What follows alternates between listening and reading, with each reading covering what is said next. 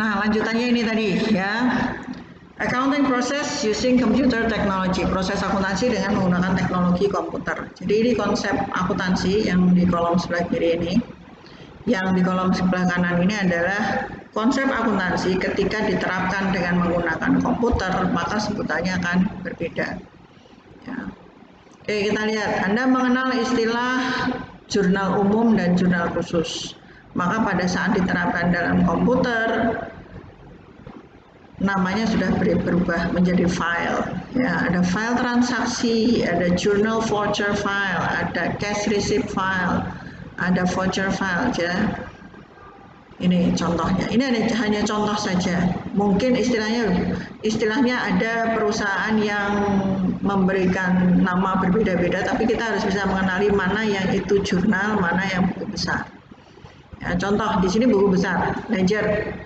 Kita mengenal istilah general ledger atau buku besar dan subsidiary ledger atau buku pembantu ya, atau kartu, biasanya berupa kartu.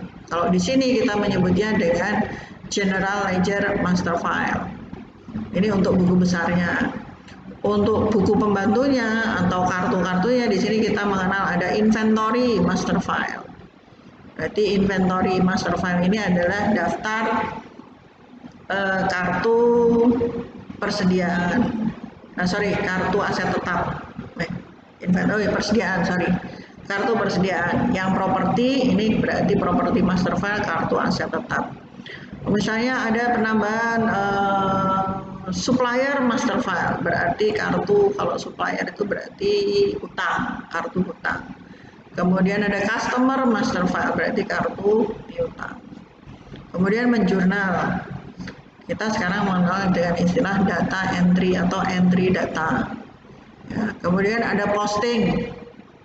Kita sekarang mengenal dengan istilah update file atau file update.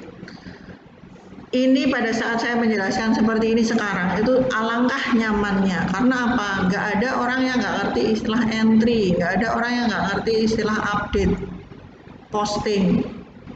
Back in 2001, pada saat saya menjelaskan seperti ini, nggak semua orang ngerti tentang file update. Nggak semua mahasiswa ngerti tentang update. Kalau sekarang Anda sehari ini aja sudah update berapa kali? Ya, update status, update apa ya? Sudah posting berapa kali? Ya.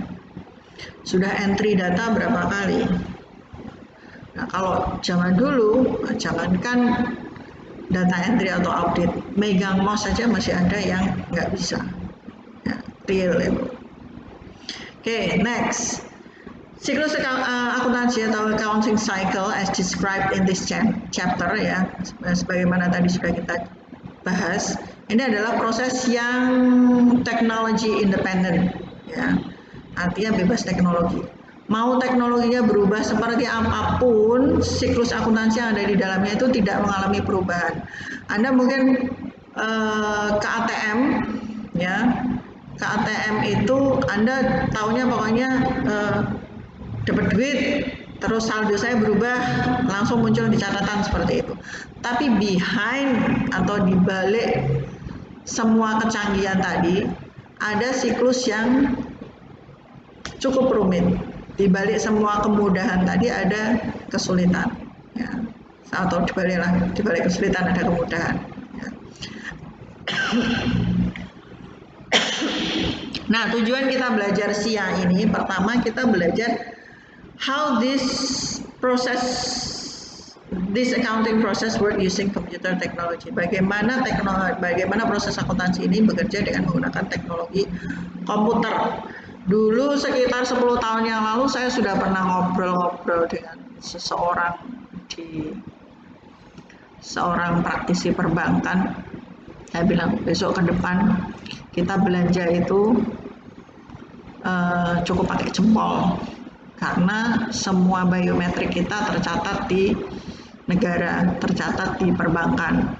Jadi kita kalau belanja, kalau sekarang aja kan kita sudah pakai HP, scan barcode, mau belanja apa kan bisa. Itu baru barcode. Tapi saya yakin ke depan, sekarang pun kita mengakses mobile banking, kita tinggal pakai jempol. Mengakses HP kita pakai wajah, ya itu sudah seperti itu. Besok Anda belanja di kantin, tinggal pakai jempol terus langsung keluar di apa namanya cash registernya kantin, mau bayar pakai rekening yang mana Mas? Yang ini sudah rekening Anda limit nggak bisa dipakai, yang ini ya yang ini sama ini cukup kalau digabungkan, seperti itu misalnya. Itu mungkin pakai jempol, bahkan mungkin ke depan mungkin pakai wajah, ya. Sekarang semuanya sudah, Anda absen saja sekarang sudah pakai barcode ya, atau pakai HP. Nah, ini mengapa kita belajar SIA? Biar nggak sia-sia, Anda harus tahu mengapa Anda belajar SIA. Kalau ke depan Anda mau jadi auditor, mau jadi akuntan publik, Anda harus tahu cara mereview sistem berbasis komputer. Bagaimana merencanakan, bagaimana mengeksekusi prosedur audit menggunakan komputer. Ya, nggak lucu kalau auditor nggak ngerti komputer. Basic itu Anda harus tahu. Nah, mengambil sampel transaksi itu salah satu dasarnya adalah Anda harus paham SIA. Kalau sebuah perusahaan SIA-nya bagus, pengendalian internnya bagus, kita tidak perlu ambil sampel transaksi banyak-banyak. Berarti hemat biaya, hemat tenaga, hemat pikiran. Kalau SIA-nya jelek, pengendalian internnya jelek, berarti kita harus mengambil sampel yang lebih banyak. Mau nggak mau kita harus menyampaikan kepada klien kita, maaf Pak, ini karena banyak yang harus dikerjakan. Anda jangan bilang SIA Bapak jelek gitu, jangan ya. Karena banyak yang harus dikerjakan, mungkin kamu membutuhkan waktu lebih lama. Karena kamu butuh waktu lebih lama, tenaga lebih banyak, mungkin nanti biaya auditnya ada terjadi penyesuaian. Arab ngomong biayanya munggah atau biayanya lebih mahal gitu kan Anda nggak tega. Mungkin biaya auditnya fee auditnya harus disesuaikan. Seperti itu. Jadi fungsi dari SIA salah satunya adalah itu. Ya, jadi Anda harus paham SIA. Jangan sampai sia-sia. Kalau Anda jadi auditor, nggak lucu kan? Misalnya Anda nggak tahu SIA, perusahaannya bagus, perusahaannya jelek, Anda tembak ngambil sampel transaksinya banyak. Yang terjadi apa? Anda ambil sampel transaksi banyak. Pada saat perusahaannya jelek, SIA-nya nggak masalah, bejo. Anda pas beruntung aja. Tapi pada saat perusahaannya bagus, Anda tembak mengambil sampel transaksinya banyak, yang terjadi apa? Anda boros biaya, tenaga. Ya, Anda juga merugikan klien Anda karena klien Anda harus bayar banyak. Ya. Tapi pada saat misalnya, jemput sampelnya sedikit, saya ambil sampel sedikit aja. Ambil sampel sedikit, resikonya gimana? Kalau perusahaannya itu bagus, nggak masalah. Pada saat perusahaannya jelek, Anda ambil sampel sedikit, kira-kira apa yang terjadi? Hasil audit Anda, kualitas auditnya akan dipertanyakan. Ya, oke, ujungnya ke situ. Nah, itu kalau Anda jadi auditor atau Anda jadi akuntan publik.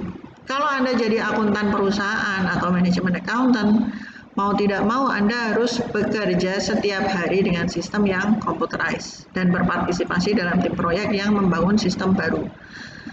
Sekarang ini nggak ada perusahaan yang nggak punya sistem, ya, dan semuanya pasti yang namanya sistem harus diupdate terus. Sehingga mau tidak mau kalau Anda sebagai akuntan perusahaan, sebagai akuntan manajemen, Anda setiap hari kerja pakai sistem. Kalau Anda nggak paham SIA, kira-kira apa yang terjadi? Nah, silakan dijelaskan. Yang ketiga, kalau Anda bekerja sebagai konsultan manajemen atau sebagai analis sistem, Anda harus kerja full time membangun sistem informasi akuntansi baru. Mau nggak mau namanya bikin SIA, ya Anda harus paham SIA. Kalau Anda sebagai konsultan manajemen atau analis sistem. Baik, itu yang bisa saya sampaikan. Oke. Kalau ada pertanyaan, silahkan nanti di-share di forum di e-learning kita. Bisa di situ ya. nanti pada saat ketemu live, ya, live session dengan saya, Anda juga bisa berkomunikasi dengan saya. Ya, oke, I guess that's all for today. Thanks for listening.